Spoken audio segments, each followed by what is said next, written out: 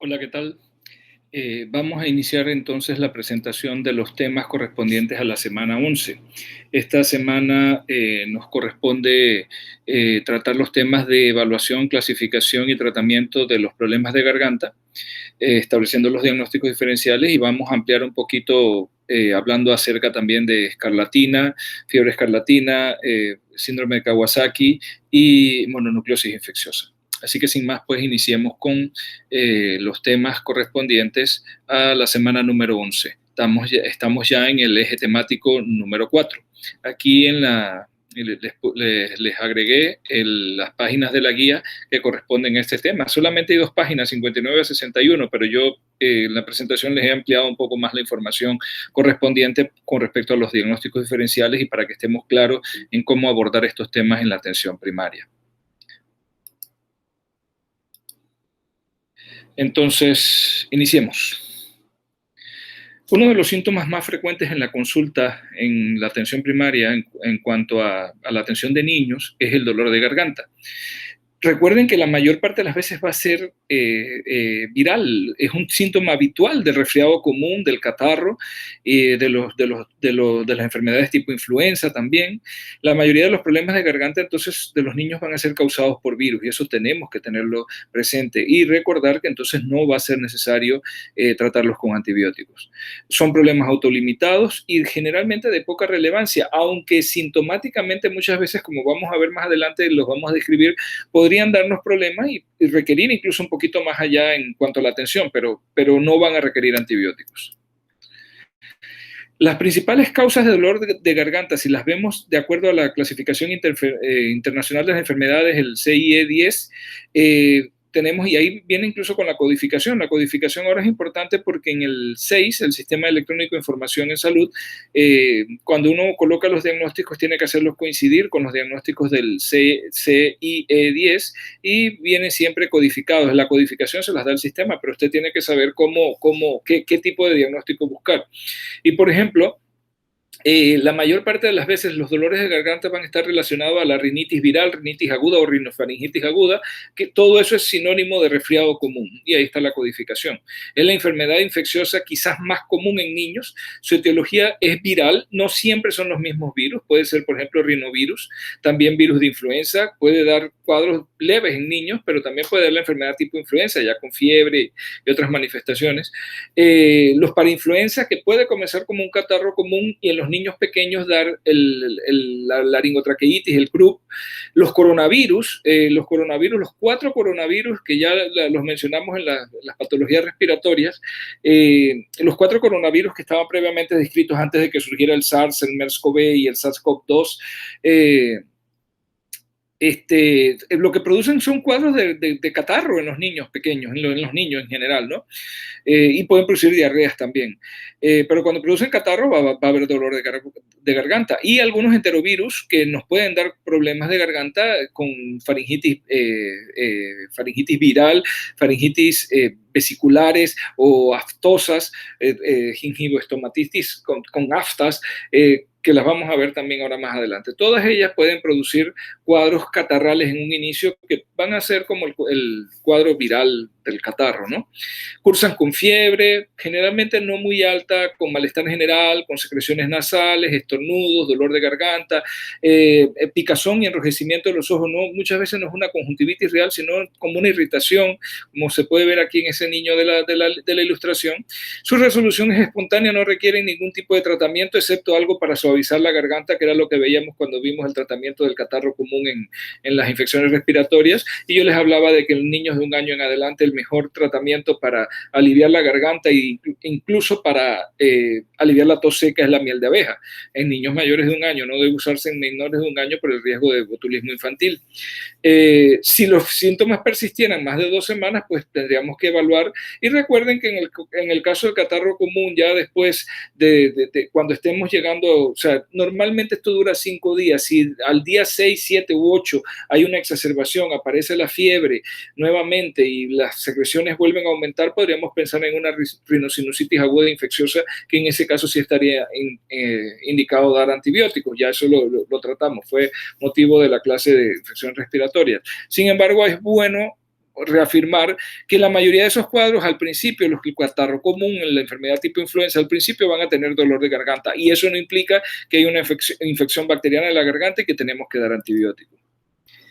Las otras causas pueden ser, por ejemplo, la faringitis aguda o faringoamigdalitis aguda, que más del 90% son de origen viral. Es decir, aun cuando haya afección de las amígdalas, la mayor parte de las veces va a ser viral o por algunas bacterias que no requieren tratamiento, pero no, más del 90% son virales. Entonces, es difícil diferenciar solamente con la clínica aquellos cuadros virales de los bacterianos que van a requerir tratamiento, que generalmente son por el Streptococo grupo A. En esta diapositiva, en esta imagen, hay algunos datos que luego los vamos a explicar bien, que son los que usamos para tratar de clasificar mejor de manera clínica los que son bacterianos y requieren tratamiento. Los que más se han asociado a infección bacteriana son la presencia de exudado y o ganglios cervicales aumentados y dolorosos con ausencias de síntomas nasales. Siempre que hay síntomas de catarro y tos, debemos descartar la etiología bacteriana de la faringoamigdalitis. La faringoamigdalitis aguda que requiere tratamiento, la que es producida por el estreptococo beta-hemolítico del grupo A, no tiene nunca catarro, ni tos, ni nada de eso. Es la afección de la garganta nada más. Además de estos que están mencionados aquí, vamos a mencionar otros criterios que vale la pena pues, tomarlos en cuenta y los vamos a discutir. Entonces, también puede haber dolor de garganta en infecciones que producen estomatitis y gingivoestomatitis, que también la mayoría de las veces van a ser por enterovirus, pero también la faringitis vesicular enterovírica, que también quizás las manifestaciones acá en las encías y en la mucosa oral no sean muy importantes, pero sí van a ser importantes las manifestaciones en la garganta, en la faringe. Se caracteriza por múltiples lesiones dolorosas, la estomatitis, en la mucosa oral, labios, encías, pero también el paladar y la garganta. Cuando se trata de la faringitis vesicular enterovírica, casi no vamos a ver nada en mucosa oral y en labios y encías, pero lo vamos a ver en paladar y garganta. Se asocian a fiebre que puede durar de 7 a 10 días, tienden a ser fiebres altas, estas fiebres de enterovirus. Puede haber presencia de ganglios cervicales e hiporexia y a veces intolerancia, no logran tragar porque les molesta mucho. La complicación más frecuente es la deshidratación porque obviamente no logran tragar bien, no se pueden tragar a veces ni la propia salivita de ellos, de los niños, estos niños o niñas, porque les duele mucho tragar, tienen odinofagia importante. Entonces ustedes ven aquí cómo, aquí se ven estas lesiones que están aquí, que son como unas ulceritas. Eso primero fue una vesícula que luego hace esa pequeña úlcera acá y más, y por aquí están comenzando algunas. Si uno pudiera ver más atrás, la parte posterior, la pared posterior de la faringe tiene esas lesiones también. Son muy dolorosas, arden al contacto con los alimentos, por ejemplo, con el agua, con algún tipo de jugos, arden, duelen espontáneamente, duelen mucho. El niño a veces no logra ni tragar la saliva, como les decía. Y en el caso de la estomatitis y gingivoestomatitis, puede ocurrir como pasó en este niño. Fíjense que hay lesiones incluso fuera de la boca, los labios está afectado, pero alrededor de la boca hay lesiones vesiculares que son típicas de estos virus. Pueden ser enterovirus tipo Coxsackie, ecovirus, pero también, o enterovirus de otro tipo, pero también incluso los virus herpes pueden producir, el herpes simple tipo 1 puede producir este tipo de lesiones. Entonces, hay que tenerla en consideración y son virales, aunque los cuadros sean aparatosos, son virales.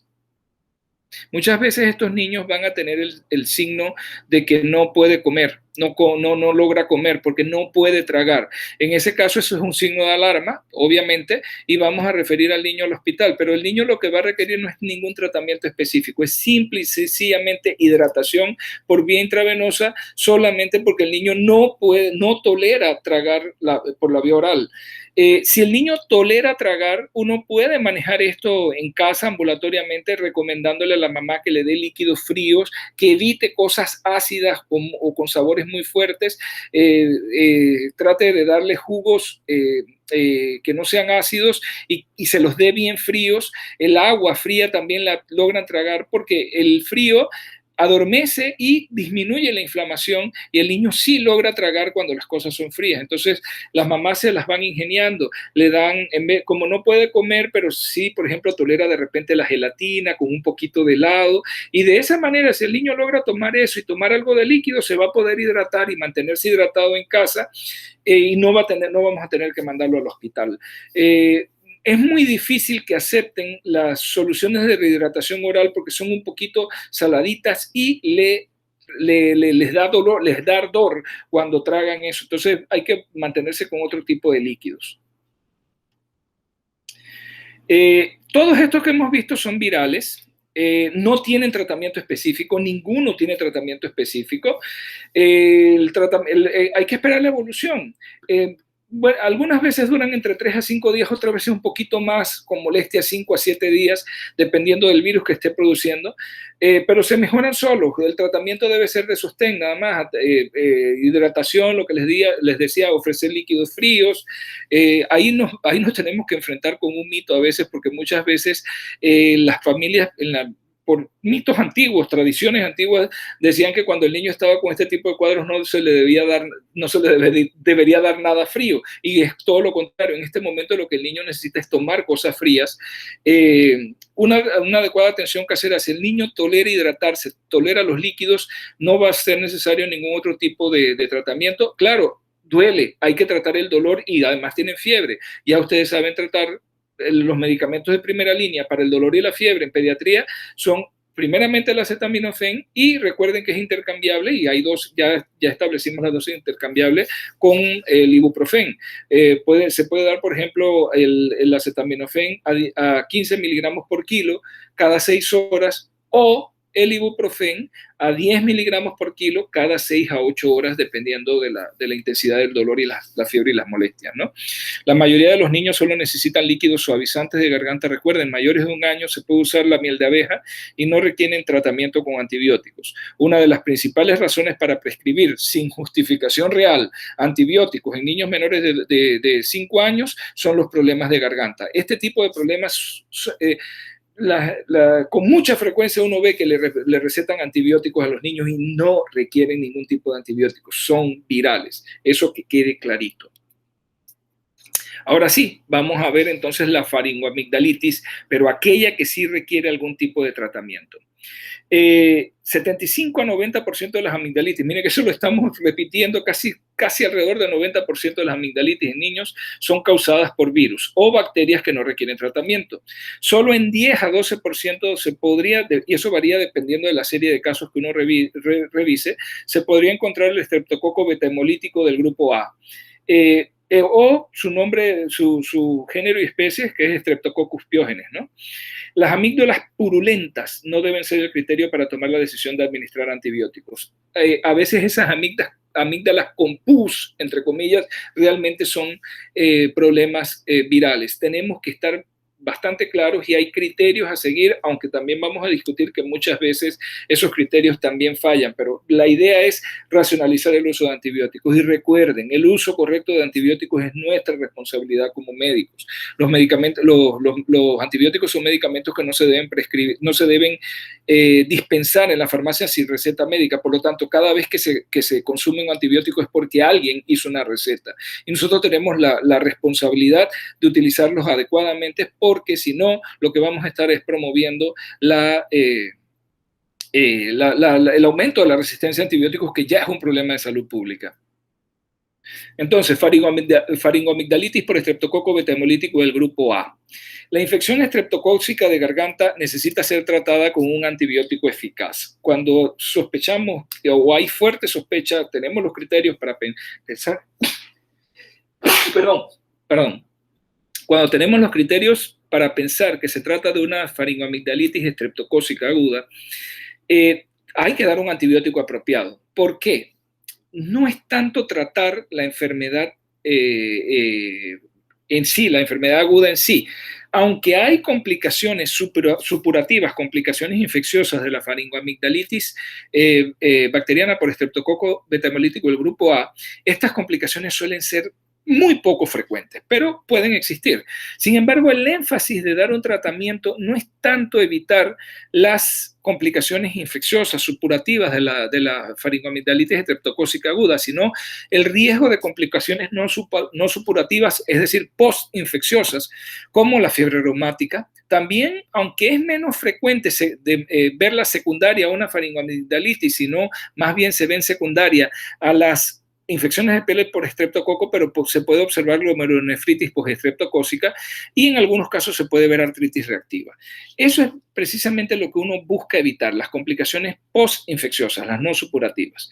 Esta infección bacteriana, y eso hay que tenerlo presente porque es uno de los criterios que usamos, no es frecuente en menores de 4 años y es muy poco común por debajo de los 3 años.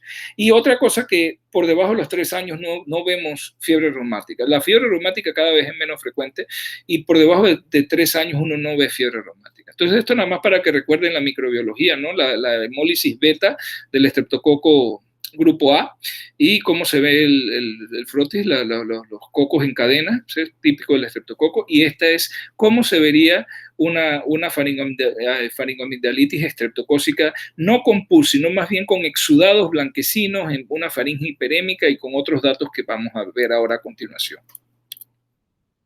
Entonces, como siempre, cuando estamos viendo el enfoque tipo IEPI, uno tiene que tener una pregunta trazadora. Y la pregunta trazadora para evaluar a los niños con dolor de garganta es si el niño, pregúntale a la mamá si el niño, o al niño, si el mismo niño, dependiendo de su nivel de desarrollo, si el niño si tiene dolor de garganta. Si la madre refiere que el niño no tiene dolor de garganta, pero el niño tiene fiebre, véale la garganta. Es lo mismo que habíamos conversado con el oído.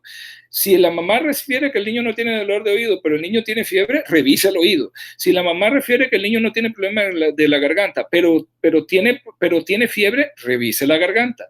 Entonces, si ya usted consideró que el niño no tiene dolor de garganta, tampoco tiene fiebre, bueno, quizás no la evalúe, pero generalmente uno de niños siempre les evalúa la garganta. Entonces aquí está la explicación, ¿no? Debe observar la garganta de todos los niños febriles, especialmente de los lactantes que no localizan el dolor o no pueden quejarse de que les duele la garganta. Pero si la mamá o el mismo niño responde que sí, que tiene dolor de garganta, pues vamos a hacer la evaluación del dolor de garganta. ¿Ok? La otra cosa importante es, bueno, esto no hay que preguntarlo porque debe estar ahí en el expediente, verificar la edad que tiene el niño. ¿Por qué? Porque la edad es un indicador importante para ver si se trata de algo bacteriano o viral. Entonces, la edad de los niños con problemas de garganta es sumamente importante. Si tiene 3 años o más, podría tener una faringoamigdalitis estreptocócica. Y tengan presente que es más frecuente entre los niños mayores iguales a 5 años y menores de 15 años. Ahí ese es el grupo de edad donde más la vemos. Pero por debajo de 3 años no vemos faringoamigdalitis estreptocócica. En el menor de 3 años el problema generalmente va a ser de tipo viral. No es que no pueda haber infecciones por estreptococo en el menor de 3 años. Las vamos a ver después que terminamos de enfocar los problemas de garganta. Les voy a dar una explicación, viene más adelante de la fiebre estreptocócica, que es en niños menores de 3 años, que puede haber afección por el estreptococo grupo A, pero es diferente. Entonces, observe la garganta. Lo que vamos a buscar no es pus en la garganta, es buscar estos exudados blanquecinos que se pueden ver sobre las amígdalas. Es cuando hay ese exudado blanquecino en las amígdalas, podría tratarse de un problema bacteriano, pero también puede verse en problemas virales. Sin embargo, siempre llama la atención y fíjense, aquí está clarito, en los países, en las regiones en donde se ven casos de difteria, la presencia de esa membrana blanquecina en las amígdalas podría indicar difteria también. Claro que aquí en Panamá, gracias al programa ampliado de inmunizaciones, nosotros no tenemos difteria, pero sí tenemos que pensar cuando vemos estos exudados blanquecinos en la posibilidad de que se trate de estreptococo beta hemolítico de grupo A. Un solo indicador no hace el diagnóstico, pero comienza a orientar. También observe la garganta para ver si está eritematosa. El eritema o color rojo de la faringe y amígdalas se observa tanto en problemas virales como en bacterianos. Sin embargo, es otro factor más que si se une a los otros factores anteriores podría ir orientando, ¿no? La presencia de petequias, como en este caso, de petequias en el paladar blando, es otro dato a favor de la posible etiología por estreptococo beta hemolítico del grupo A, pero volvemos a insistir, tiene que ser una combinación de factores. Es importante tener una buena luz para observar la garganta. Y palpe el cuello.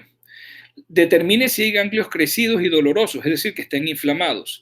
Palpe los ganglios que están en la parte anterior del cuello, en la cadena anterior, para determinar si están crecidos y dolorosos. Si solo están crecidos y no dolorosos, no tiene el signo de crecidos y dolorosos. Tiene que tener ambas cosas, o sea, tienen que estar aumentados de tamaño y deben ser dolorosos a la palpación. Entonces, hay que examinar no solamente la garganta, sino examine el cuello. Y aquí está cómo clasifica la guía. Aquí está arriba, dice que es de la guía de atención. La guía habla solamente de ganglios linfáticos en el cuello crecidos y dolorosos o, no dice y, dice o exudados blancos en la garganta y dice pus. Recuerden que no es pus, más bien es un exudado. Y con la presencia de uno de esos dos, lleva al diagnóstico de faringoamigdalitis estreptocócica y dice dar antibiótico indicado, tratar el dolor de garganta y la fiebre, indicar a la madre cuándo debe volver.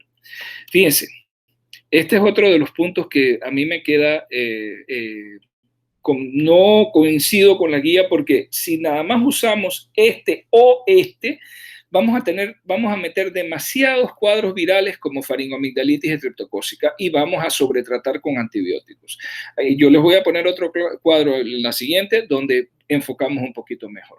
Pero este sí nos sirve porque, fíjense, le clasifica la faringoamigdalitis viral, la gingivoestomatitis herpética, les habla de los datos, ya los revisamos con imágenes, ¿no? Garganta enrojecida, dolor de garganta con exudados, puede tener exudados pero sin ganglios en el cuello, y buscar las lesiones, ese tipo vesículas ulceritas que pueden estar solamente en la garganta o en la garganta, en las encías, en la mucosa oral y hasta en los labios o afuera, que nos ayudan a pensar en la gingivoestomatitis o en la faringoamigdalitis vesicular enteroviral. Entonces aquí el tratamiento es sintomático, tratar el dolor y la fiebre, tratar de indicarle a la mamá que le dé líquidos fríos, verificar si el niño logra tolerar la vía oral con líquidos fríos y decirle a la mamá los signos de alarma. Recuerden, ustedes los conocen y uno de ellos es que el niño deje de tomar porque no aguanta tragar. Ese es un signo de alarma, habría que mandar al niño al hospital. Y decirle a la mamá siempre que regresen en 24 a 48 horas para hacer una cita de control para ver cómo evoluciona el niño, si va evolucionando bien. Y sí, pues si no tiene nada en la faringe, no tiene faringoamigdalitis porque no hay garganta enrojecida, no tiene ganglios dolorosos y no hay exudado blanco, pues entonces ese niño no tiene faringoamigdalitis. Ahí hay que buscar es para ver qué otro problema tiene, ¿no? Entonces, esto es lo que dice la guía, pero yo hice un cuadro, les presento un cuadro donde acá, para clasificar como faringoamigdalitis estreptocócica, usamos más datos para tratar de racionalizar un poquito más el uso de antibióticos. Entonces, tiene que tener, fíjese, aquí no dice dice todos los criterios siguientes. Debe tener edad de 3 años o mayor. Recuerden que la edad es importante. Si es menor de 3 años, no lo clasifiquen como faringoamigdalitis estreptocócica. Debe tener ganglios linfáticos del cuello crecidos y dolorosos y además una garganta eritematosa con exudado blanco en las amígdalas. Y recuerden, si ven petequias en el paladar blando, todavía más a favor de este diagnóstico. Si ven todo eso, entonces clasifiquen como faringoamigdalitis estreptocócica. En algunos lugares se pone como primera opción la penicilina benzatínica, en otros ponen los antibióticos orales. Ahora cuando entremos a tratamiento yo les voy a discutir los pros y los contras de cada uno de esas decisiones, de esas elecciones. Tratar la fiebre y el dolor, dar abundantes líquidos y enseñarle a mamá cuándo volver de inmediato y decirle que venga en 24 a 48 horas para una reevaluación a ver cómo va el niño. Y esto es lo mismo de los otros, ¿no? Si es faringoamigdalitis viral, ya sea gingivoestomatitis o gingivoestomatitis más faringitis, pues el tratamiento sintomático. Y si no tiene faringoamigdalitis, pues entonces decirle a la mamá las indicaciones y buscar qué otro problema tiene el niño. Entonces, ¿de dónde vienen esos indicadores que están en el cuadro anterior? Centor estableció unos criterios para tratar de definir clínicamente la faringoamigdalitis en adultos, en adolescentes y adultos. Pero luego Mack-Isaac, con sus colaboradores, desarrollaron los criterios modificados incluyendo a los niños e incluyeron la edad, que era niños de 3 años en adelante. Menor de 3 años ni siquiera se tomaba en cuenta para los criterios. Entonces, fíjese, los criterios de Centor originales y los modificados por Mack-Isaac incluyen la temperatura corporal. En algunos cuadros sale mayor a 38 grados centígrados, en otros habla de mayor a 38.5 grados centígrados, pero lo que quiere decir es pues que la presencia de fiebre, mayor a 38.5 grados centígrados, da un punto. Ausencia de tos, da un punto. Adenopatía cervical anterior dolorosa, da un punto. Exudado amigdalino y edema, da un punto. Y eritema también podríamos incluirlo aquí con este mismo criterio. Y si la edad es de 3 a 14 años, da un punto. Si es de 15 a 44, no da puntos, porque en esa edad ya es menos frecuente. Y si es de mayor de 45 años, no solamente no da puntos, sino que resta puntos. Entonces se ubicaba, si tenía de 0 a 1 punto, era tratamiento sintomático, no requiere diagnóstico microbiológico, porque lo más probable es que fuera viral. Si tenía de 2 a 3 puntos, debería realizarse la prueba de detección rápida de estreptococo, que es una prueba que da resultados rápidos y que permite detectar los antígenos estreptocócicos, y el tratamiento dependerá del resultado, ¿no? Y si tenía 4 más y los síntomas eran acentuados, iniciar tratamiento. Si los síntomas eran leves, hacer la prueba de detección. Ok, eso es lo que proponen estos criterios, pero el problema es que en nuestras instalaciones no tenemos la prueba de detección de antígenos, ni siquiera tenemos disponibles los cultivos en todas las instalaciones de atención primaria. Entonces, esto, lo que se puede uno tomar la decisión es de basarse en los criterios clínicos, y si los criterios clínicos están todos como les decía en el cuadro, entonces clasificar como si se tratara de una faringoamigdalitis estreptocócica y tratarla, para tratar de disminuir la cantidad de antibióticos que usamos. Fíjense, incluso estos criterios tienen sus factores en contra. Aquí les comparto, si se van aquí al link, cuando les voy a mandar la presentación en PDF, pueden irse aquí en el enlace van a llegar al artículo. El artículo fue reproducido en la página Intramed. En ese artículo, los autores realizan un estudio retrospectivo para evaluar la utilidad de la escala de predicción clínica de los criterios de Centor. Y miren las conclusiones, nada más se los pongo para que vean lo enredado que es esto, ¿no? Miren la conclusión. Estos resultados confirman la ineficacia de los criterios de Centor como factor de predicción para la presencia o ausencia de faringitis por estreptococo beta hemolítico del grupo A en un cultivo de muestra faríngea en niños de 2 a 15 años. Y ellos hacen un comentario: el uso de las escalas de predicción clínica es muy útil para la toma de decisiones en la urgencia, aunque muchas veces se utilizan sin una correcta validación. Este estudio se hizo en un cuarto de urgencias. ¿Tuvo limitaciones? Sí, tuvo limitaciones porque nada más fue hecho en un solo centro, en un solo cuarto de urgencias. Quizás los criterios de inclusión fueron muy estrictos porque nada más incluyeron el estudio a niños a los que se le había hecho la prueba de detección de anticuerpos y todo eso, pero aún así lo que deja en evidencia es que los criterios tienen muchas fallas, de verdad que tienen fallas. Uno puede clasificar con base en los criterios a un cuadro como faringoamigdalitis aguda y era algo viral. Entonces, tiene sus fallas, pero como nosotros no tenemos en nuestro sistema, sobre todo en la red primaria, ni el acceso a la prueba de antígenos, ni a los cultivos, pues tenemos que basarnos en algo. Y lo mejor que tenemos es basarnos en estos criterios para poder hacer el diagnóstico. Entonces, recuerden, tiene que haber eritema faríngeo con exudado blanquecino en las amígdalas, y especialmente si ven petequias en el paladar blando, va a favor. También debe haber ganglios crecidos y dolorosos de la cadena anterior, y eso es un criterio que ayuda bastante en la clasificación. Y, por supuesto, no se les olvide que tenga 3 años o mayor. Si es menor de 3 años, no piensen en faringoamigdalitis estreptocócica. Si cumple todos estos criterios, clasifique como faringoamigdalitis estreptocócica. Entonces, quería aclararles para que supieran de dónde salen esos criterios y pues que su utilidad es limitada, pero es lo que contamos. Entonces, ¿Cuál es realmente el estándar de oro, el patrón de oro para el diagnóstico de la faringoamigdalitis estreptocócica? El cultivo faríngeo, pero, por ejemplo, acá en nuestra región, en Chiriquí, solamente está disponible en los hospitales. Y los resultados, lo menos que le van a demorar es 48 horas. Es muy raro que salgan 48 horas, generalmente van a ser 72 horas. Entonces, usted necesita tomar decisión rápida. Usted no va a mandar el cultivo y primero que no lo va a poder hacer desde el centro de salud y segundo ¿de qué le sirve tener el resultado a las 48 o 72 horas si usted necesita tomar una decisión en ese momento de lo trato o no lo trato? Las pruebas rápidas de detección del antígeno del estreptococo betamolítico del grupo A podrían ayudar, pero no están disponibles en el sistema de salud. Permitirían racionalizar el uso de antibióticos y se podrían evitar complicaciones. Sin embargo, tampoco son infalibles. Por ejemplo, le puede salir una prueba de antígenos positiva a uno y el paciente, el niño, no tener faringoamigdalitis estreptocócica, porque hay niños que pueden tener un problema viral, pero que están colonizados por estreptococo grupo A en la garganta. Entonces le sale positiva, usted detectó el estreptococo, pero el estreptococo no era el que estaba produciendo el problema, era un problema viral. Entonces, ni siquiera las pruebas rápidas nos solucionan el problema. Y quizás ayudarían, pero nosotros no las tenemos. Entonces, ¿qué necesitamos hacer nosotros con nuestros recursos que tenemos actualmente?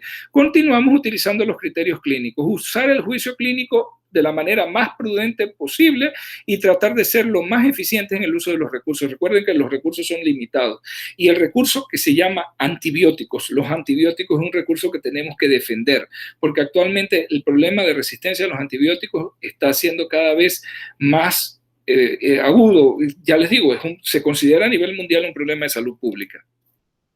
Entonces, en aquellos casos donde tenemos sospecha de faringoamigdalitis estreptocócica que requerimos dar tratamiento, usted observó exudado blanco en las amígdalas y eritema faríngeo, como en este caso, fíjese, está el exudado blanquecino, está el eritema, no se ven muy bien las petequias ahí, pero hay bastante eritema, no solamente de las amígdalas, fíjense esa úvula también como está bien roja.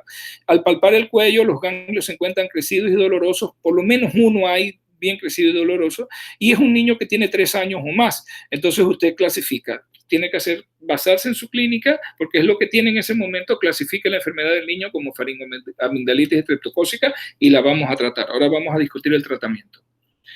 Si la garganta está eritematosa, puede que no tenga los exudados, puede que sí, pero no encuentra los ganglios, y además el niño tiene menos de 3 años, eso no es una faringoamigdalitis estreptocócica, eso es viral.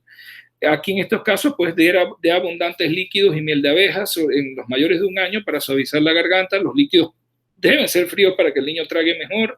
Si hay fiebre o dolor, administra analgésico, ya ustedes saben, acetaminofén, pueden intercambiar con ibuprofeno, ya saben las dosis. Enseñe signos de alarma ante los cuales la madre debe consultar de inmediato y enseña a la mamá medidas preventivas específicas.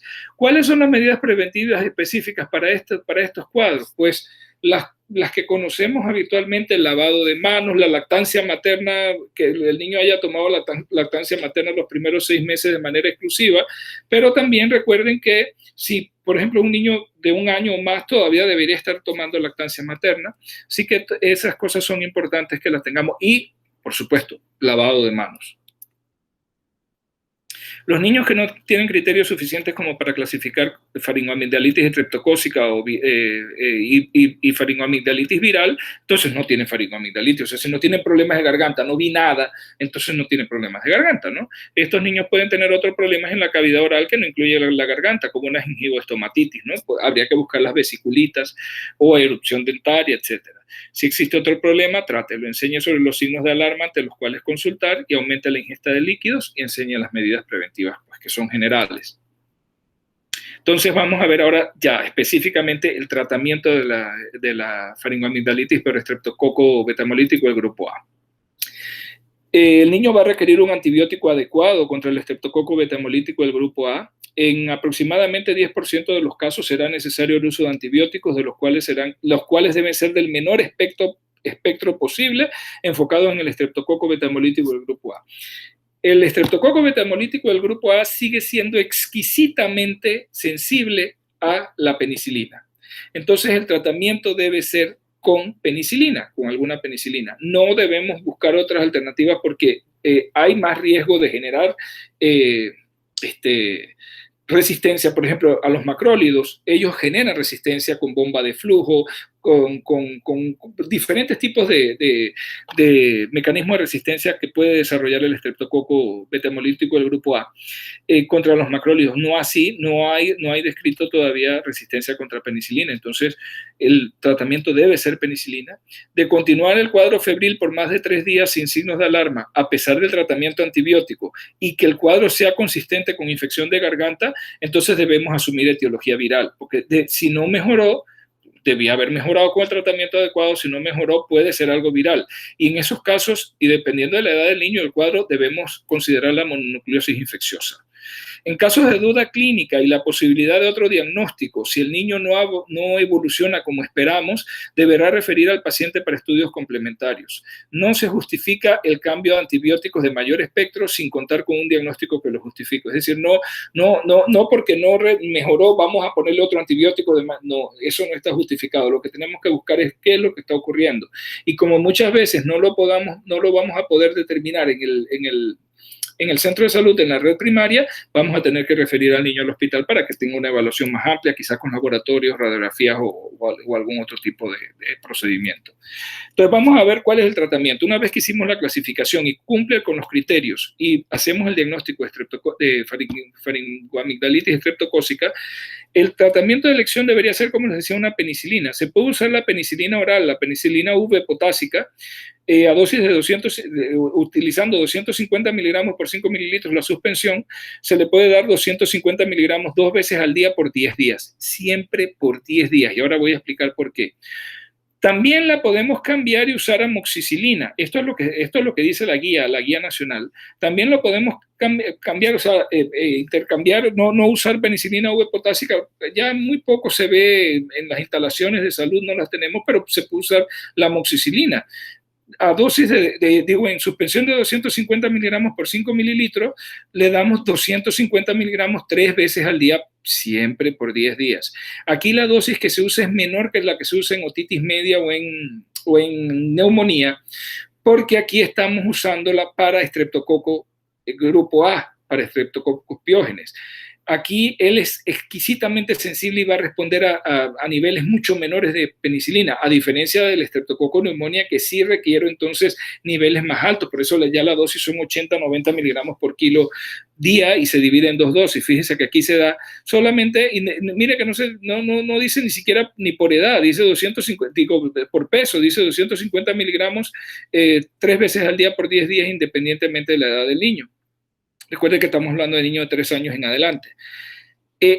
Aquí pone la eritromicina como opción. Eritromicina solamente debe ser opción en los alérgicos y se le da a 20 miligramos por kilo por dosis 2 veces al día por 10 días también. Y si no, lo ponen como última opción la penicilina benzatínica, si no es alérgico, que la dosis debe ser 50.000 unidades por kilo en una sola inyección, pero aquí le dan una regla sencilla que si el niño pesa menos de 27 kilos, use 600.000 unidades intramuscular una dosis, y si pesa mayor o igual a 27 kilos, usar 1.2 millones una sola dosis. Ok, ¿cuál es el problema aquí? Fíjense los antibióticos orales. Todos dicen que debe ser tratamiento por 10 días, todos, los 3. ¿Qué problema me da eso? ¿Qué pasa con la adherencia?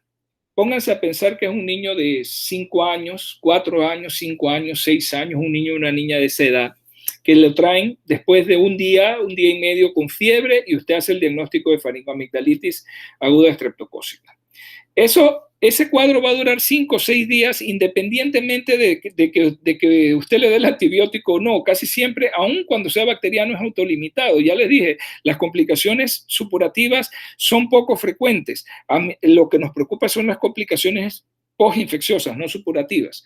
Entonces, ¿qué pasa? Usted le prescribe el antibiótico que está indicado y le da, por ejemplo, amoxicilina. Y usted le dice, le explica a la mamá que se lo tiene que dar por 10 días. Ok, la mamá se va con la receta y usted le dijo que se la dé por 10 días.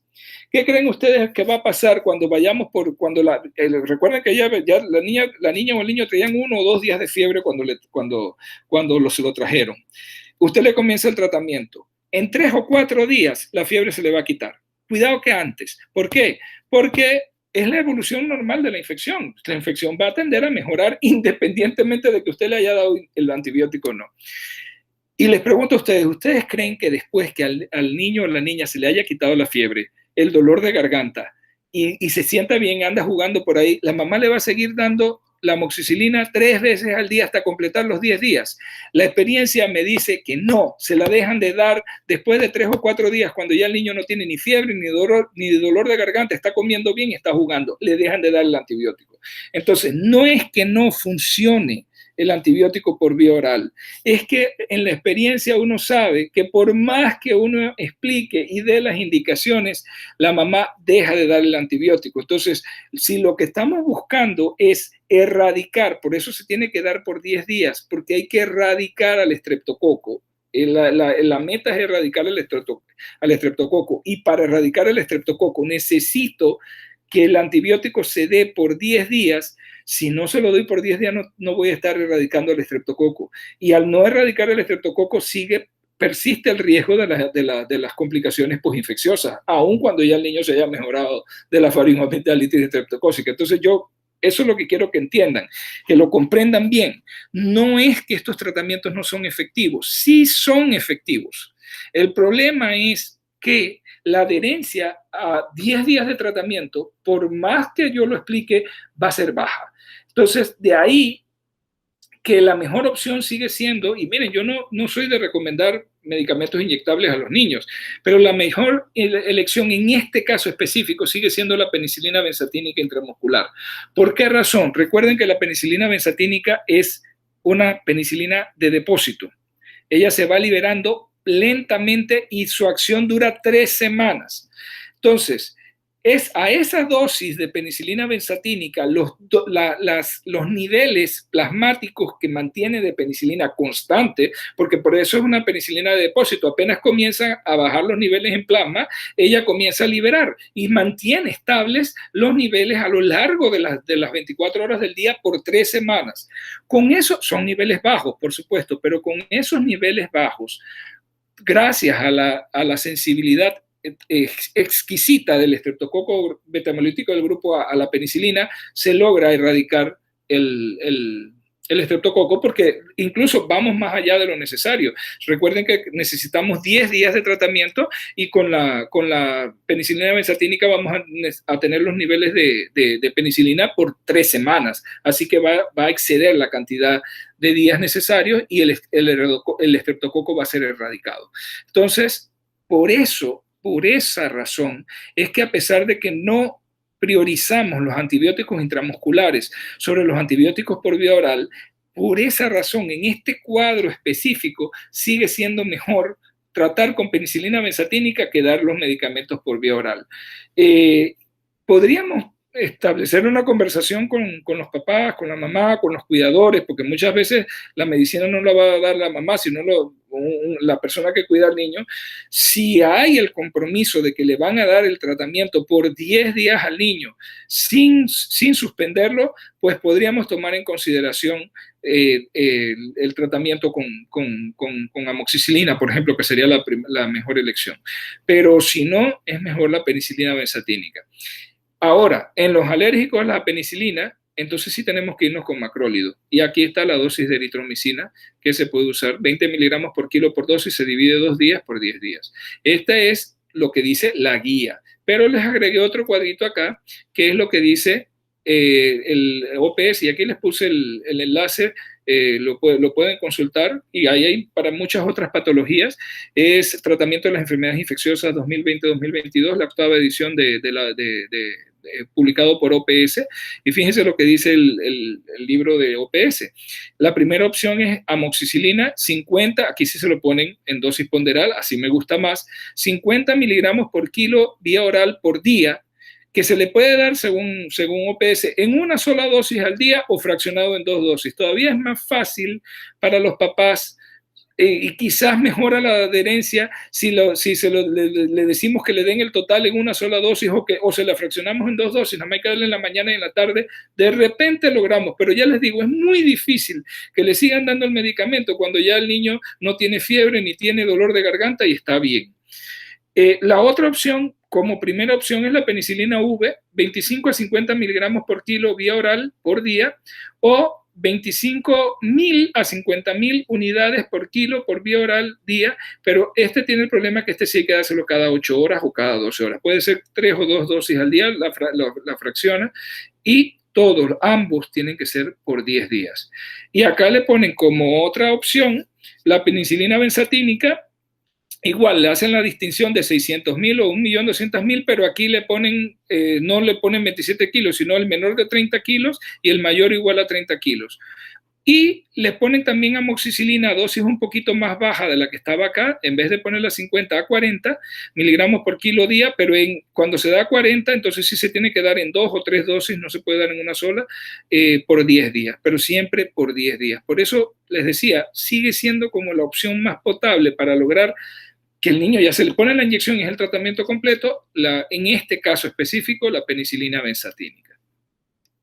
No es como la neumonía que uno sabe que uno la va a dar por 7 días o la otitis media por 7 días, pero como el cuadro es un poquito más agresivo, la mamá está preocupada y todo, le dan los 7 días. Pero acá imagínense, darle 10 días, o sea, completar 10 días de tratamiento a un niño que no le duele nada, no tiene fiebre, está jugando, está bien, y hay que seguirle dando el antibiótico, la gente no se lo da. Eso es lo que dice la experiencia. Y acá está entonces en el DOPS. Recordar que cuando hay alergia a los beta-lactámicos, alergia a la penicilina, entonces eritromicina es la opción, 20 a 40 miligramos por kilo por día vía oral, fraccionados puede ser cada 8 o cada 12 horas, o sea, lo dan en 3 o 2 dosis, pero tiene que ser por 10 días. Y también se puede usar, y aquí sí es por menos días, es la acitromicina. Y miren la indicación que da OPS, dar 12 miligramos por kilo en una sola dosis el primer día, y luego 6 miligramos por kilo por vía oral por día los 4 días siguientes, o sea que ahí serían 5 días, pero esto solamente si hay alergia a la penicilina. Y si contamos con acitromicina, que generalmente no vamos a tener acitromicina en el centro de salud. No se debe usar como primera opción porque ya les digo, puede desarrollarse mecanismos de resistencia a los macrólicos y de hecho están descritos en el estreptococo grupo A. Entonces no es primera opción. Si no hay ni eritromicina ni acitromicina en el centro de salud, pero hay claritromicina, se puede usar la claritromicina a 15 miligramos por kilo por día, dividido en 2 dosis, pero tiene que ser por 10 días, al igual que la eritromicina, no puede ser por menos de 10 días. Entonces, el tratamiento oral tiene sus problemas, ¿no? Ok, además del antibiótico, recuerden todas las indicaciones al familiar, recordarle los signos generales de peligro al familiar, decirle que venga en 24 o 48 horas para ver cómo va el niño, controlar la fiebre y el dolor con acetaminofén y ibuprofeno, ustedes ya saben las dosis, puede ser uno o el otro, tratar el dolor de garganta con remedios caseros, funciona la miel de abeja también, aunque sea faringoamigdalitis estreptocócica, ayuda a aliviar, a suavizar la garganta, aliviar el dolor de garganta. Muchas veces las mamás, ya con niños más grandecitos, niños de 7, 8 años, le ponen a hacer gárgaras, y eso también alivia con soluciones antisépticas, pero la miel de abeja, algunas mamás le ponen unas gotitas de limón a la miel de abeja porque dice que así limpia más. Bueno, sí, todo eso está bien, no hay problema. Y acudir a la consulta nuevamente en caso de presentar signos de alarma, como que no puede tragar, aparición de nuevo de síntomas o signos que empeoran, y si no hay mejoría luego de 3 días para ver de qué se trata. En 3 días debería haber mejoría con el tratamiento indicado. Ok, hay varias complicaciones no frecuentes, afortunadamente, no frecuentes, pero una de las que preocupa un poquito es el absceso periamigdalino. Es una posible, o faríngeo, es una posible complicación aguda supurativa de la faringoamigdalitis por estreptococo betamolítico del grupo A. Es poco frecuente, muy poco frecuente, puede ocurrir aún cuando se haya indicado el tratamiento correcto. ¿Y por qué si se indicó el tratamiento correcto? Y era o sea, la penicilina, digamos que usamos la benzatínica intramuscular, y era estreptococo grupo A, que es sensible a la penicilina, ¿por qué no respondió al tratamiento y desarrolló un absceso? Ok, lo que ocurre es que si bien es cierto, el estreptococo es muy sensible a la penicilina, en las amígdalas, en el área de la faringe, hay algunos gram positivos anaerobios que son productores de beta-lactamasa. Pero los gram positivos productores de beta-lactamasa tienen una particularidad. Ellos son muy solidarios con su beta-lactamasa. Ellos producen un biofilm y la beta-lactamasa queda alrededor de ellos. A diferencia de los gram negativos, que ellos, recuerden que los gram negativos tienen una pared externa, tienen la membrana celular y tienen una pared externa y hay un espacio periplásmico. Cuando los gram negativos producen beta-lactamasa, la beta-lactamasa se queda ahí en el espacio periplásmico de ellas. O sea, ellas son egoístas, es para ella nada más, para la bacteria en sí que la produce. En el caso de los gram positivos, no, la beta-lactamasa queda en el biofilm que está alrededor de la colonia, de las unidades formadoras de colonia. Entonces, ¿qué pasa? Si el estreptococo está allí y es sensible, pero está rodeado por este biofilm producido por los peptoestreptococos y peptococos, que son gram positivos anaerobios y productores de beta-lactamasa, el antibiótico, aunque el estreptococo sea sensible, el antibiótico no le va a llegar porque esa beta-lactamasa compartida, solidaria de los peptococos y peptoestreptococos va a inactivar a la penicilina y no va a haber efecto antibiótico adecuado y podría venir las complicaciones. En esos abscesos no solamente va a estar el estreptococo beta-hemolítico del grupo A, pueden estar esos mismos anaerobios que son los que produjeron el problema y que llevaron a que no hubiera respuesta al tratamiento. Entonces, generalmente son polimicrobianos y van a tener que ser tratados con otro tipo de antibióticos. Aquí el punto para sospechar el diagnóstico es el paciente comienza a deteriorarse, o sea, se ve tóxico, se ve mal, y obviamente, ustedes se imaginan con esto aquí, miren cómo está esto casi pegado a la úvula, el niño no aguanta tragar, eso duele muchísimo. Entonces se encontrarán signos de gravedad, el niño no puede tragar, no puede comer o beber, puede haber incluso rigidez nucal secundario a la inflamación que produce el absceso y la irritación de los músculos de esa área. Podría tener rigidez nucal y uno pensar puede ser una meningitis, pero no, es un meningismo secundario, pero ya eso es un signo de alarma. Puede haber trismus, que el niño no puede abrir la boca, y desviación de la úvula contralateral por el efecto de masa, ¿no? Tendrá criterios para ser referido urgentemente. Aunque usted no esté tan seguro de que se trate de un absceso, el niño va a estar suficientemente mal para que se refiera urgentemente al hospital. Y aquí está un CAT de un niño que llegó con esa sintomatología del cuarto urgencial, hicieron el CAT y aquí se ve el absceso. Y fíjense, hay gas dentro del absceso. ¿Quién produjo ese gas? Los anaerobios, esos, los peptococos y peptoestreptococos producen gas. Entonces, este es un absceso polimicrobiano. Cuando se hace ese diagnóstico, el tratamiento es quirúrgico. Hay que entrar, el otorrino tiene que entrar y no solamente se hace incisión y drenaje, sino que hay que sacar las amígdalas. Se hace una amigdalectomía inmediatamente. Un cuadro grave que requiere intervención inmediata, un cuadro que puede conllevar a una sepsis. Entonces, vamos a enredar un poquito la cosa ahora, vamos a hablar muy relacionado a estreptococo grupo A, todo lo que vamos a hablar hoy, vamos a hablar de fiebre escarlatina, de Kawasaki, que no es que tenga que ver con el estreptococo grupo A, pero que ustedes van a ver por qué entra en el diagnóstico diferencial en muchas ocasiones, y de la mononucleosis infecciosa, que da cuadros de faringoamigdalitis que se pueden parecer mucho a los cuadros de estreptococo. Entonces, hablemos un poquito más del estreptococo beta-hemolíticos del grupo A. Es la infección aguda más frecuente, la infección aguda más frecuente por este estreptococo es la faringoamigdalitis aguda. Puede tener complicaciones purulentas, aunque ocurren en pocos pacientes, son muy raras y con mayor frecuencia en los que no recibieron tratamiento. De ahí la importancia del tratamiento. Pero recuerden, el tratamiento es más para evitar las posinfecciosas que las complicaciones purulentas. Entre las complicaciones incluyen podría haber otitis media por estreptococo grupo A por contigüidad. Recuerden que cuando hablamos de otitis media, de la trompa de Eustaquio y de la posibilidad de que los gérmenes se vayan por ahí. Si el germen está en la faringe, puede complicar y podría haber otitis media. Puede haber rinosinusitis por estreptococo grupo A, sobre todo cuando está en nasofaringe, abscesos periamigdalinos y faringes los acabamos de mencionar, y las adenitis cervicales. ¿Se acuerdan que la adenitis cervical es uno de los signos de clasificación? O sea, uno de los signos que ayuda a confirmar el estreptococo beta-hemolítico del grupo A. Pero muchas veces esos ganglios se pueden infartar y abscedarse y ser un problema en sí mismo, una complicación supurativa, purulenta de la infección por estreptococo. Entonces, este es el cultivo en agar sangre para que recuerden cómo se ve la hemólisis beta, una beta hemólisis. La alfa es donde la alfa hemolítico es un poco diferente. La beta es cuando se ve bastante grado de hemólisis. ¿Okay? Aquí está una garganta. Fíjense que no hay mucho exudado.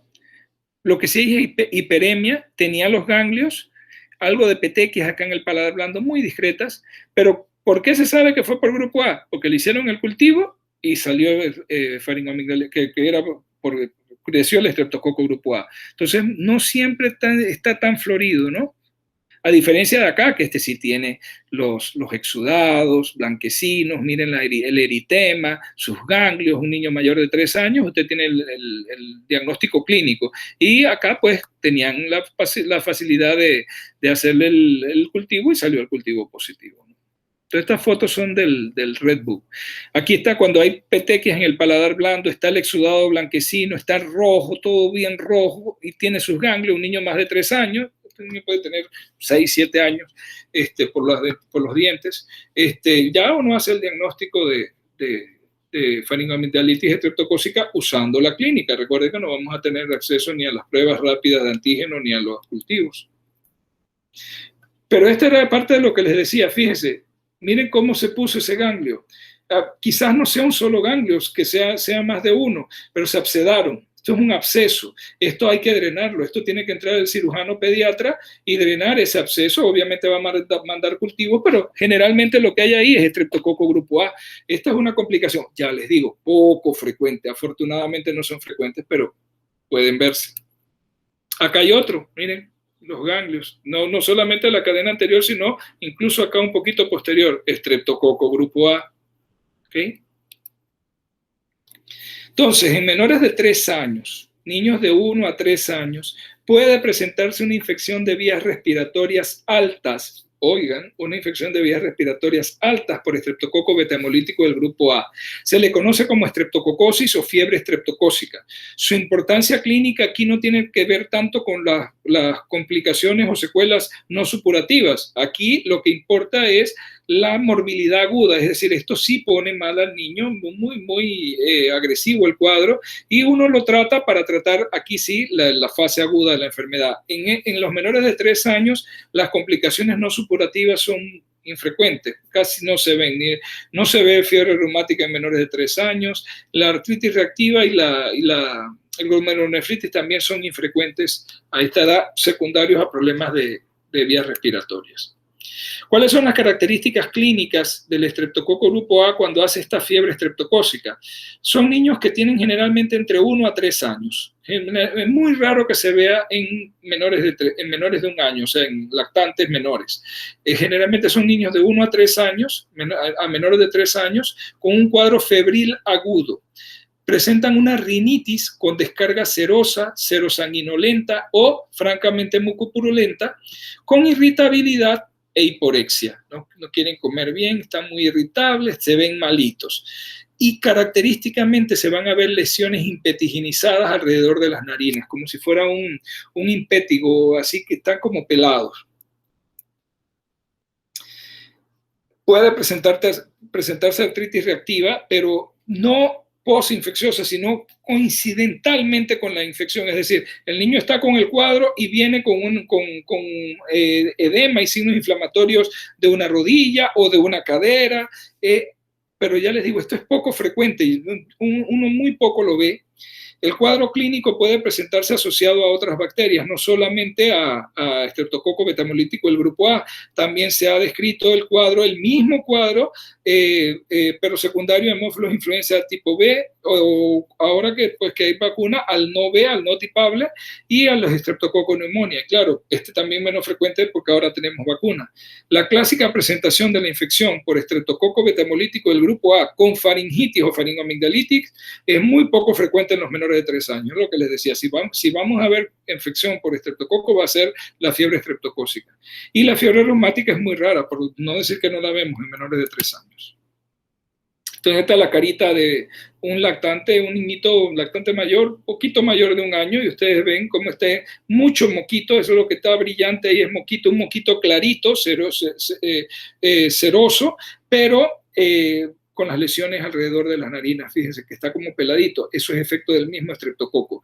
Ese moco es rico en estreptococo y si el niño se restriega, incluso le pueden salir lesiones en otros lados, tipo impétigo, por ese estreptococo. En estos casos, pues sí, se requiere el antibiótico, pero aquí se le puede dar el antibiótico oral sin ningún problema. Recuerden que no queremos erradicar el estreptococo, sino tratar la infección aguda, y aquí con darle 7 días de antibiótico es más que suficiente, y acá créanme que sí lo van a cumplir. Vamos a ver ahora la fiebre escarlatina. La fiebre escarlatina es una manifestación, se ve relacionada a las infecciones por estreptococo de betamolítico del grupo A. Tiene que ser una infección de cualquiera de las cepas de estreptococo grupo A que produzca cualquiera de las 3 exotoxinas pirogénicas o eritrogénicas del estreptococo. Si no producen esas toxinas, no van a poder, no se va a producir la fiebre escarlatina. Tiene que ser una cepa productora de alguna de las 3 exotoxinas pirogénicas o eritrogénicas del estreptococo. El foco primario suele ser con mayor frecuencia una faringoamigdalitis, es decir, un niño con una faringoamigdalitis estreptocócica que la cepa que la produce es productora de las exotoxinas, de una de las exotoxinas, y se manifiesta entonces la fiebre escarlatina. También puede ocurrir, con frecuencia es una faringoamigdalitis, pero también puede ocurrir secundaria una herida infectada o una infección de la piel. ¿Okay? Entonces, muchas veces puede ser infección de una herida quirúrgica, como en este caso, el que estaba ahí en chiquito. Este niño, un muchacho de 14 años que debe tener algún tipo de discapacidad o algún problema porque tenía una gastrostomía y se la retiraron. Y en la herida que quedó de la retirada desarrolló una infección por estreptococo, y a raíz de esta infección por estreptococo hizo una escarlatina, una fiebre escarlatina. Entonces puede ser a raíz de una infección en piel también. Hay casos descritos, por ejemplo, en cicatrices de apendicectomías. Se infecta la herida con estreptococo grupo A y luego entonces viene existe la posibilidad de que si la cepa productora de la infección tiene las toxinas eritrogénicas, que se produzca entonces la fiebre escarlatina. Entonces, ¿cómo se caracteriza la fiebre escarlatina? Es un cuadro de inicio agudo que comienza con fiebre, escalofríos, obviamente tiene el dolor de garganta porque tiene la faringoamigdalitis estreptocócica cuando es a raíz de una faringoamigdalitis, fiebre alta con escalofríos, puede haber vómitos, cefalea, mucha cefalea y datos de toxicidad. El niño se ve decaído, se ve mal. Y comienza a presentar entonces un exantema generalizado que se parece mucho a una quemadura solar. Es rojo, bien distribuido, bien amplio, y entonces pareciera que el niño estuviera quemado por el sol. Y a ese exantema muy característico que parece quemadura solar, como es muy característico de escarlatina, se le dio el nombre de exantema escarlatiniforme. Cuando uno ve ese exantema así, uno dice, este es un exantema escarlatiniforme, para diferenciarlo del morbiliforme, que está caracterizado por maculopápulas generalizadas como en el sarampión, palpables. Acá es más bien como una quemadura solar. Entonces, este es un clásico, un esquema clásico, este es un libro clásico, el Krugman de enfermedades infecciosas en pediatría. En este esquemita le muestra, así como cuando vimos en dengue, les muestra cómo va la evolución en los diferentes días y cómo se va presentando la sintomatología. Y fíjese, la fiebre tiende a elevarse en el momento en que comienza. ¿Y cuándo está la fiebre más alta? Cuando el dolor de garganta está en lo mejor, como quien dice, cuando ya lleva entre las 24 y 48 horas del cuadro, es cuando al niño más le duele la garganta y es cuando se presenta la fiebre más alta. Y en ese momento que está con la fiebre más alta y más dolor de garganta, se presenta el rash. El niño se brota. ¿Ok? Entonces es un brote temprano, está ocurriendo entre las 24 y las 48 horas. Fíjense que el dolor de garganta permanece muy sintomático por 3 días, más o menos 2 a 3 días.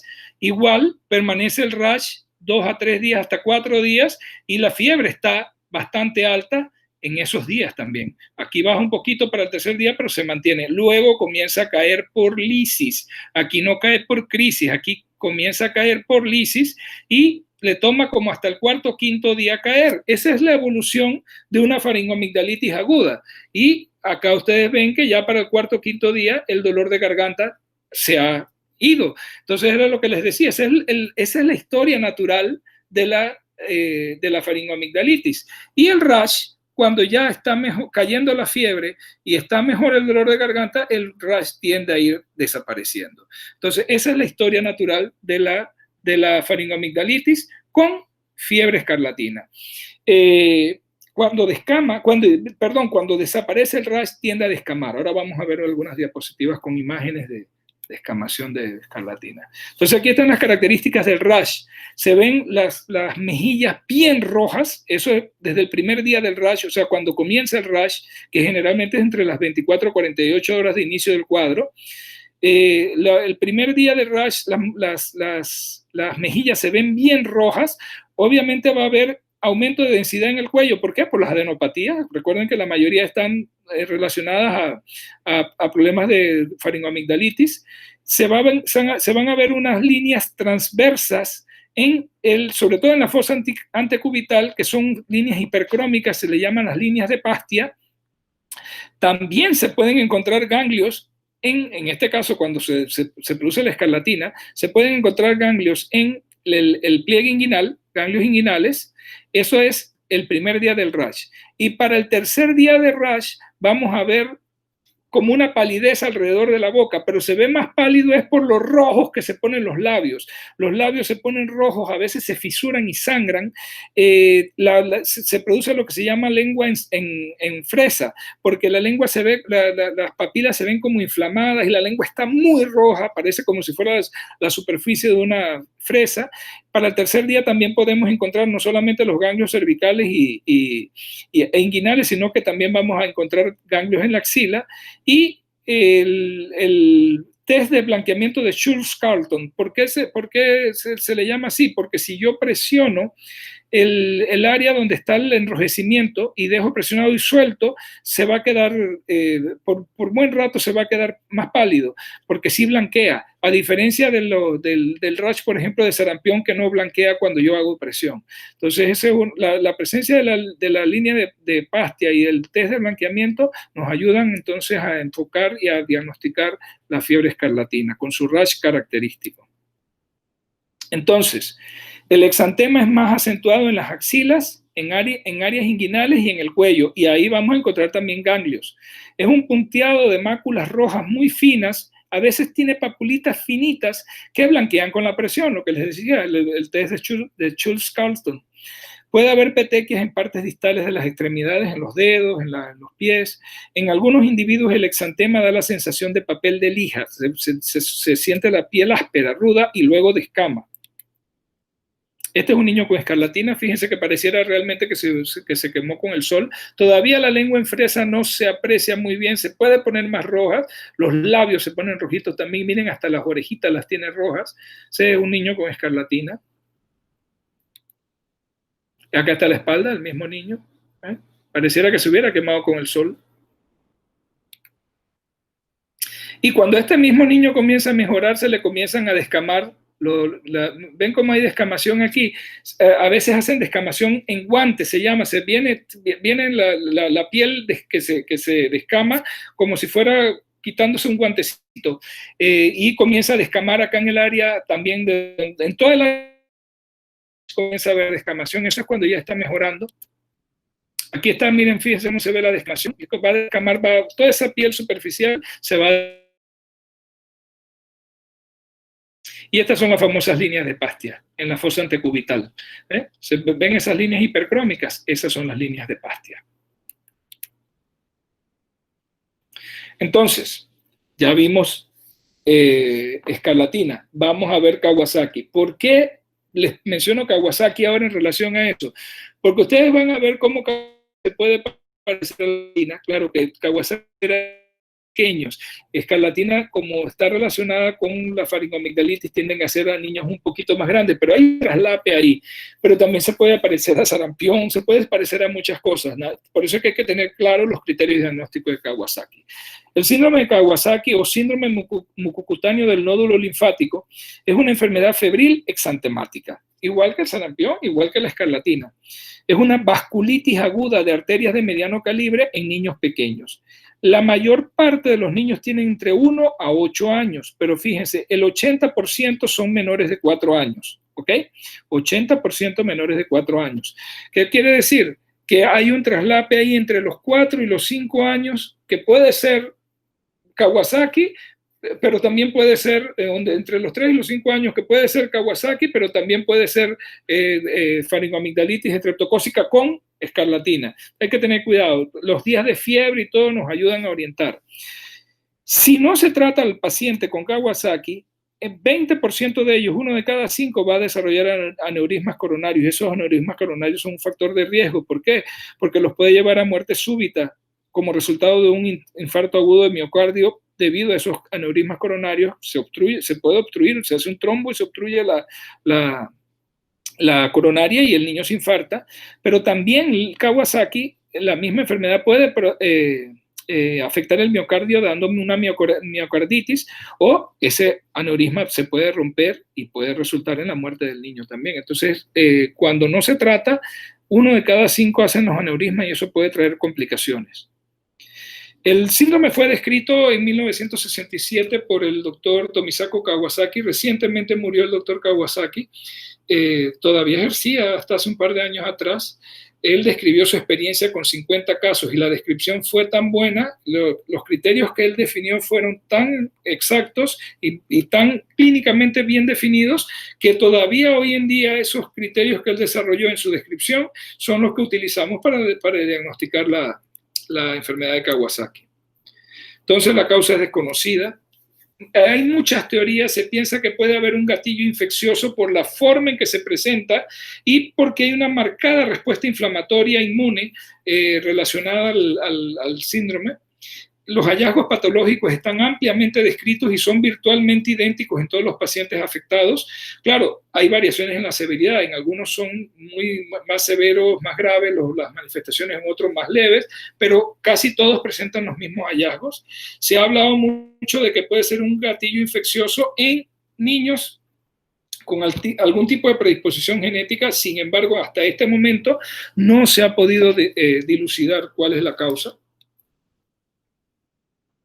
¿Qué produce el síndrome de Kawasaki?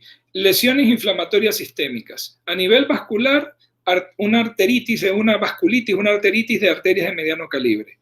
En el sistema cardiovascular en general puede producirse miocarditis, que es relativamente frecuente, pericarditis y también, aunque con menos frecuencia, se ha descrito endocarditis. O sea que tiene bastante afectación del sistema cardiovascular, además de la vasculitis. En el sistema respiratorio se puede producir bronquitis y neumonía intersticial, sin datos infecciosos, son inmunes. Lesiones inflamatorias a nivel del sistema digestivo, se produce estomatitis, incluso con lengua en fresa, labios fisurados, igualito que en la escarlatina. Puede haber adenitis cialoductal, adenitis de las glándulas salivales, perdón. Puede haber enteritis también con diarrea, malestar gastrointestinal. Se ha descrito hepatitis y colangitis. Puede haber pancreatitis y ductitis pancreática. Fíjese, lesiones inflamatorias a nivel sistémico. En el sistema urinario se puede ver nefritis intersticial focal. También hay cistitis. En los varoncitos se puede dar prostatitis, en niños chiquitos. En el sistema nervioso puede haber meningitis aséptica y se pueden producir neuritis. Y en el sistema hematopoyético se produce linfadenitis, hay ganglios a nivel cervical sobre todo, y esplenitis. Esplenitis es inflamación del vaso con esplenomegalia, y eso también lo vemos en mononucleosis infecciosa, así que ahí se traslapa también con la mononucleosis. Es que la mononucleosis se puede parecer mucho a la faringoamigdalitis estreptocócica con escarlatina. Entonces, no hay una prueba diagnóstica ni una prueba de laboratorio que apoye o confirme el diagnóstico. El cuadro clínico es la base del diagnóstico y se utilizan los criterios que desarrolló el doctor Kawasaki. Esa es la base del diagnóstico. Entonces hay que tenerlos bien claros. Y estos son los criterios diagnósticos definidos por el doctor Kawasaki. El niño tiene que tener fiebre diaria todos los días por más de 5 días. O sea, miren, fiebre diaria por más de 5 días de pico alto y puede ser intermitente. Es decir, no es que está todo el día con fiebre, es que le da fiebre, la fiebre sube, pico alto, baja, puede estar unas horas sin fiebre, pero todos los días tiene fiebre, ¿ok? Tiene que ser más de 5 días con fiebre todos los días. Y tiene que tener 4 de los otros 5 criterios. Es decir, este criterio de la fiebre por más de 5 días es criterio sine qua non. Si no tiene más de 5 días de fiebre, no puedo pensar en Kawasaki. Tengo que esperar y darle seguimiento al cuadro, y cuando ya tenga más de 5 días, entonces puedo pensar en Kawasaki. Y además tiene que tener 4 de los siguientes 5. Inyección conjuntival vulvar, es decir, una conjuntivitis de la conjuntiva vulvar, generalmente no purulenta, muy parecida a la que se observa en sarampión. Conjuntivitis no purulenta. 1. 2. Cambios en la mucosa oral consistente de labios rojos, fisurados, enrojecimiento de toda la mucosa oral y lengua en fresa. Esto lo presenta escarlatina. Estas 3 cosas. Entonces, ese es el segundo. El tercero, cambios en las manos y en los pies consistentes de enrojecimiento de las palmas y de las plantas, edema de las manos y de los pies y descamación periférica en el estado subagudo de la enfermedad.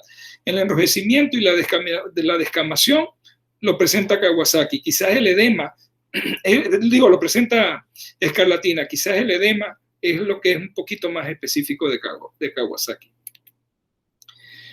Rash eritematoso y polimorfo, pero no vesicular, que puede ser maculopapular o como tipo morbiliforme como el del sarampión, pero también puede ser como el del eritema multiforme con lesiones de tiro al blanco, o, fíjense, puede tener exantema, rash escarlatiniforme, igualito al de la escarlatina. Y el 5, una linfadenopatía cervical mayor de 1.5 centímetros de diámetro, que también está con la escarlatina y con la mononucleosis. O sea que hay cosas que se traslapan. Ahora, recuerden, aquí el dato importante es, 1, la edad. Niños generalmente por debajo de los 4 años, aunque puede llegar hasta los 8. Por ahí ahora se habla incluso en niños más grandes de Kawasaki incompleto. No me voy a meter en eso, vamos a quedarnos con el Kawasaki clásico. La clave, generalmente niños menores de 8 años y muy importante en menores de 4 años. Segundo, que además de que deben ser más de 5 días continuos de fiebre, tiene que tener 4 de estas 5. O sea, no es que tenga 1 o 2, tiene que tener 4 de las 5, nada más le debe faltar una. O puede tener las 5, pero con 4 de 5 lo hace. Entonces estos criterios ustedes lo tienen que tener claro para poder pensar en Kawasaki.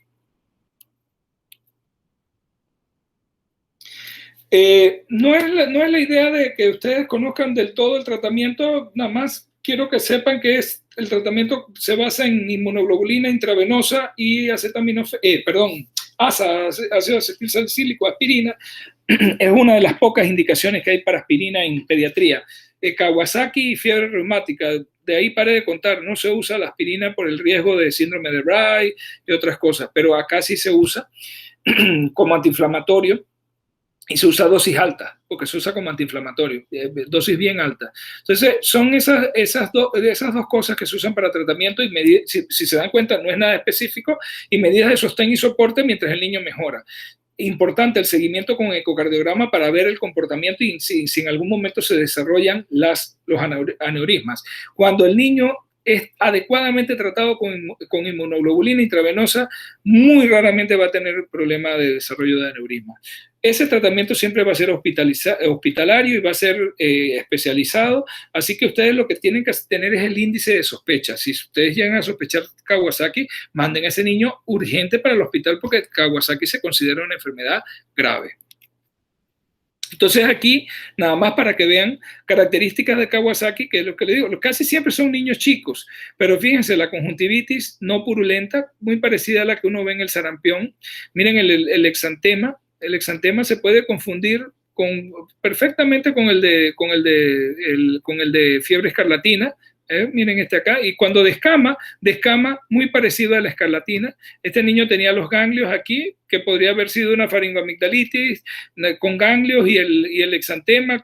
Para pensar en escarlatina, lo único es que por la edad uno se queda pensando, quizás no tenga los 3 años, todo, y miren este exantema escarlatiniforme. Entonces,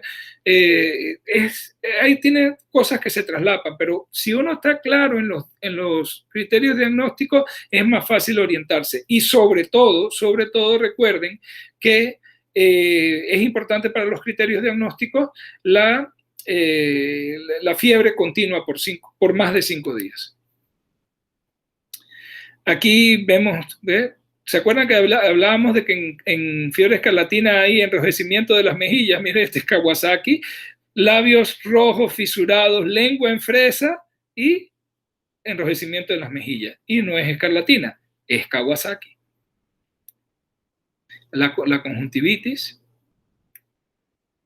la descamación, incluso de la uña, la misma uña descama. Acá la descamación también.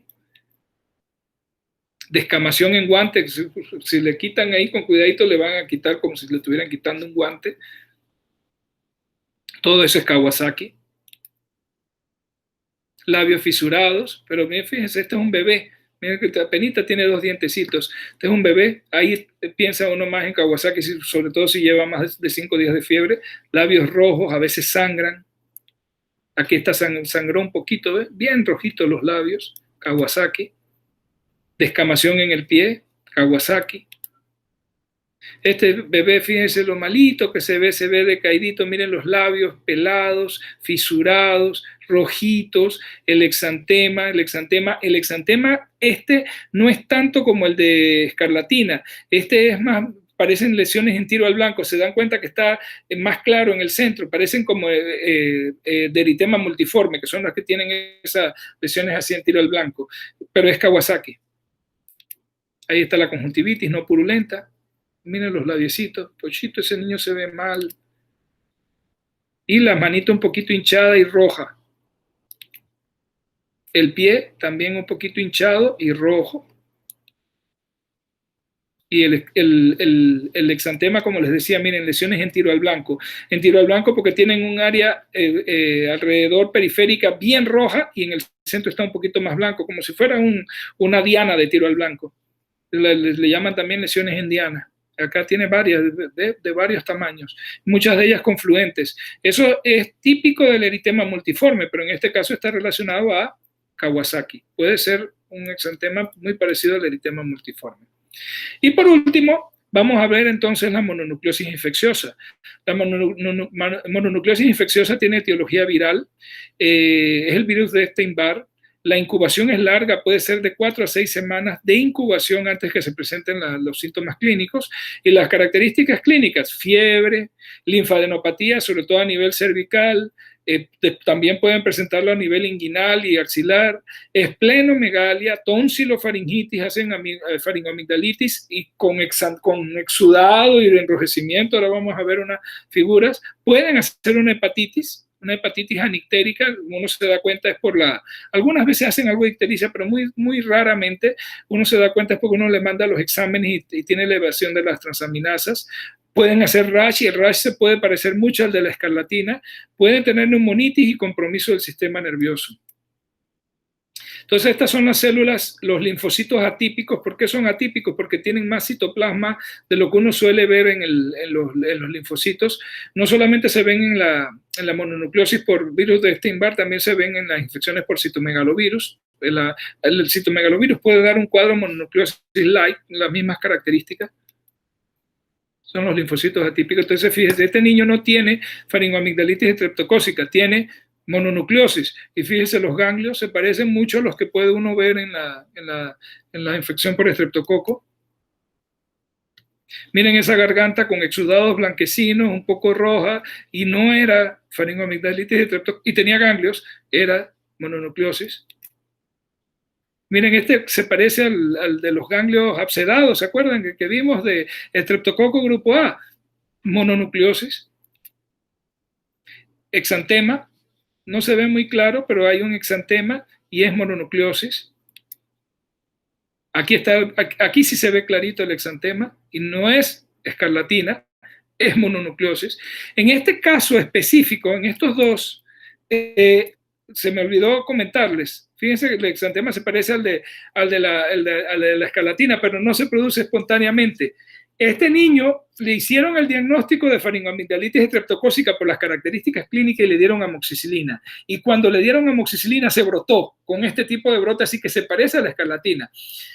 No es escarlatina ni es alergia a la amoxicilina, porque también se comete el error de etiquetar que el niño hizo alergia a la amoxicilina. Ese es un rash que es considerado no alérgico y que es muy típico de la mononucleosis cuando se le da amoxicilina. De hecho, cuando el niño estaba con la faringoamigdalitis y uno le da la amoxicilina y hacen ese rash, ya prácticamente para nosotros en pediatría eso es indicativo de que ese niño no tenía faringoamigdalitis estreptocócica, sino que lo que tenía era mononucleosis, porque me reaccionó de esa manera al tratamiento con amoxicilina y eso es casi indicativo de que lo que tiene es el virus de Epstein-Barr. No es una alergia a la amoxicilina, hay que dejarlo claro. Y miren, petequias en el paladar blando, que yo les decía, cuando ven petequias en el paladar blando, piensen, refuercen un poquito más la faringoamigdalitis estreptocócica. Era por mononucleosis. No es tanto una conjuntivitis no purulenta, es más bien hemorrágica, y esta era por mononucleosis infecciosa también, pero da conjuntivitis. Ok, hasta aquí terminamos entonces con los datos de faringoamigdalitis estreptocócica. No me quise quedar solamente, sino ampliarles las posibilidades diagnósticas para que se den cuenta que no es tan fácil, pero si ustedes usan los criterios clínicos, conocen, por ejemplo, Kawasaki sabe que son niños más pequeños, conocen los criterios clínicos diagnósticos, es importante que se lo sepan, conocen los criterios para diagnosticar el faringoamigdalitis estreptocócica, conocen las características de la fiebre escarlatina, es más fácil que ustedes tengan mejor enfocado el diagnóstico. Ahora, recuerden, un niño con escarlatina ustedes los van a referir al hospital. Un niño con sospecha de absceso faríngeo, ustedes lo van a referir al hospital. Un niño con sospecha de Kawasaki, ustedes lo van a referir al hospital. Ustedes lo que tienen que hacer es sospechar. Cuando ustedes sospechan, el diagnóstico se va a confirmar a nivel hospitalario, pero sí es importante que ustedes conozcan esto, sepan cuáles son los criterios y tengan el nivel de sensibilidad a la sospecha para que la sospechen apropiadamente y no se queden con un niño que puede tener algún tipo de problemas como esto.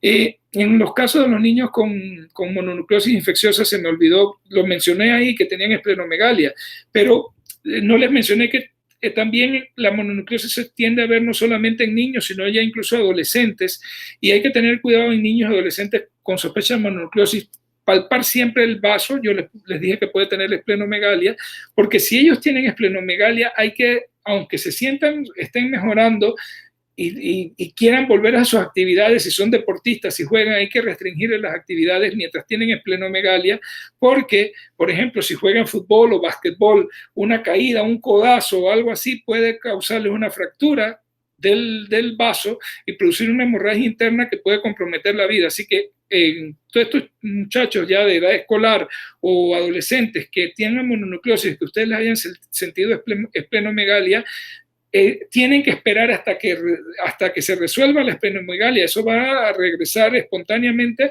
para entonces se reintegren a sus actividades deportivas.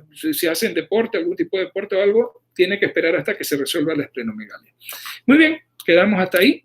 Gracias por la atención y seguimos entonces pues con los temas a partir de la otra semana. Gracias.